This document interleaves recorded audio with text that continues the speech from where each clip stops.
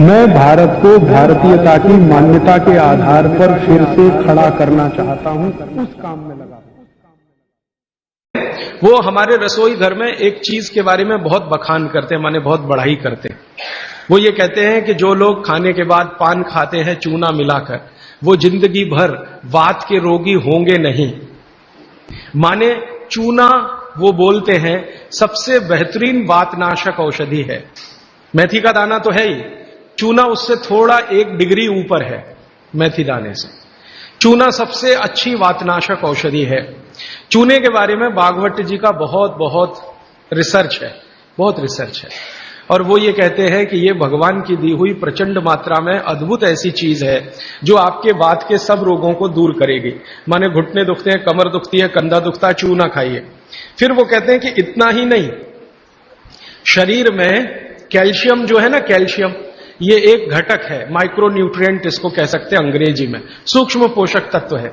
ये कैल्शियम के बारे में जो गंभीर बात है आज के विज्ञान के हिसाब से, जो मैं कहना चाहता हूं, भागवत जी ने तो 3500 साल पहले कह दिया, आज का विज्ञान उसको प्रूव कर रहा है, कंफर्म कर रहा है। वो ये कि कैल्शियम की कमी अगर शरीर को है तो आपको 20 नहीं 50 बीमारियां आएंगी। कैल्शियम की कमी अगर है शरीर को तो 50 बीमारियां आएंगी।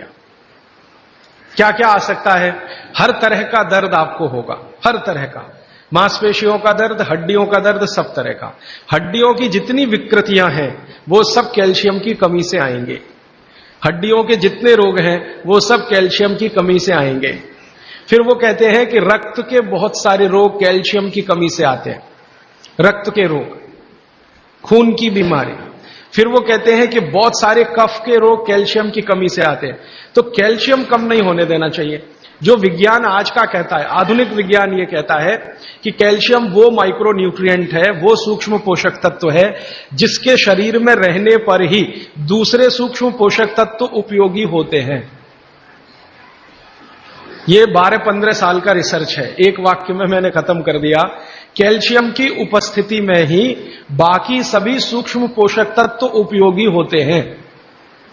इसका मतलब यह है कि अगर आपको शरीर में विटामिन सी का असर देखना है तो कैल्शियम चाहिए, विटामिन ए का असर देखना है तो कैल्शियम चाहिए, विटामिन बी का असर देखना है तो कैल्शियम चाहिए, अगर विटामिन डी का असर देखना है तो भी कैल्शियम चाहिए, विटामिन के का असर देखना है तो भी कैल्शियम चाहिए, प्रोटीन अच्छे से आपके शरीर को काम में आए तो कैल्शियम चाहिए, कार्बोहाइड्रेट्स ठीक से आपके शरीर को मदद करे तो कैल्शियम चाहिए, फैट्स आपके शरीर में डिसॉल्व होते रहे और जहां जरूरत है वहां लुब्रिकेशन में मदद करते रहे तो कैल्शियम चाहिए।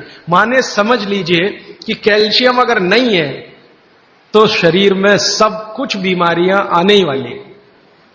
इसलिए कैल्शियम की उपलब्धता शरीर को होनी ही चाहिए।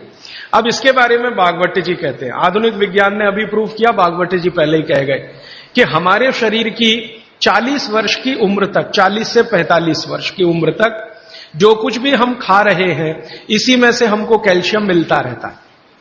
सबसे ज्यादा कैल्शियम आप जानते हैं दूध में है, दूध, फिर दूध के बाद दही, दही के बाद मट्ठा, मट्ठे के बाद मक्खन, मक्खन के बाद घी, इन सब में भरपूर कैल्शियम है। फिर आपने खाया संतरा, मौसम्मी, नारंगी, अंगूर, द्राक्ष, जो भी खट्टे फल, आम वगैरह वगैरह, सब में कैल्शियम भरपूर मात्रा में है। फिर सबसे ज्यादा कैल्शियम फलों में माना जाता केले में है। केला भरपूर खाना चाहिए क्योंकि कैल्शियम का सबसे बड़ा भंडार है और आसानी से हजम होता है। तो ऐसे जो फल हैं इनका जो कैल्शियम है ये 40-45 साल तक हमें आसानी से मिलता रहता है, क्योंकि शरीर की जो बायोकेमिस्ट्री है 40-45 साल तक एकदम दुरुस्त और तंदुरुस्त रहती है, जठर अग्नि भी तीव्र रहती है, बाकी सब फंक्शन ठीक है।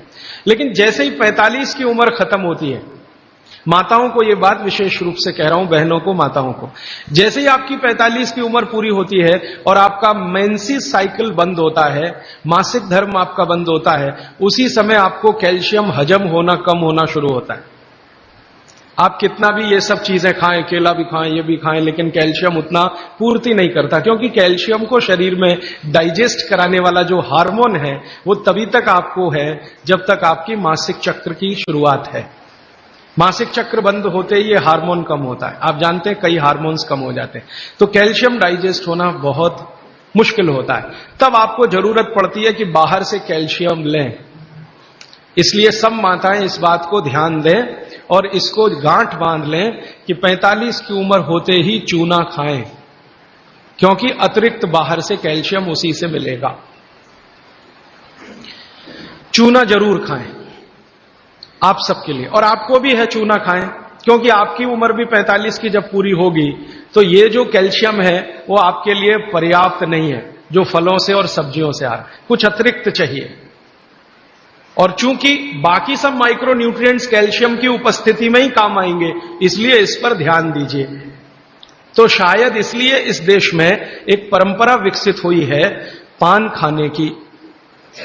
ये पान खाने की परंपरा बहुत वैज्ञानिक है, बहुत ही वैज्ञानिक। जिसने भी शुरू की वो बागवट का पक्का चेला रहा होगा, बहुत समझकर उसने ये शुरू की। और ये अद्भुत है। अद्भुत मैं इसलिए कह रहा हूं कि भारत की सब जातियों में उत्तर से दक्षिण, पूरब से पश्चिम ये परंपरा है। कहीं भी चले जाओ, आप सिक्किम में चले जाओ, अरुणाचल में चले जाओ, वो भी पान खाते हैं। और आप धुर दक्षिण में आ जाओ तो यहां भी है, उत्तर में चले जाओ, कहीं भी चले जाओ। तो ये पान खाना भारतीय सभ्यता का एक बहुत महत्वपूर्ण अंग है जो स्वास्थ्य से जुड़ा हुआ है। बस ध्यान इतना ही रखिए कि पान जो है चूने का ही खाना है। पान जो है चूने का ही खाना है। पान कभी भी कत्थे वाला ना खाएं, क्योंकि कत्था आपके लिए उतना उपयोगी नहीं है। कत्था स्वाद के लिए आप उपयोग करते हैं, चूना औषधि के लिए उपयोग करते हैं। तो आपके रसोई में मेथी दाना हो गया, चूना हो गया, पान हो गया, फिर पान के बाद आपको जीरा, हींग वगैरह वगैरह, अजवाइन, ये सब हो गई। ऐसी कुल 108 औषधियां हैं। गरीब से गरीब आदमी की रसोई में ये औषधियां हैं, इनका भरपूर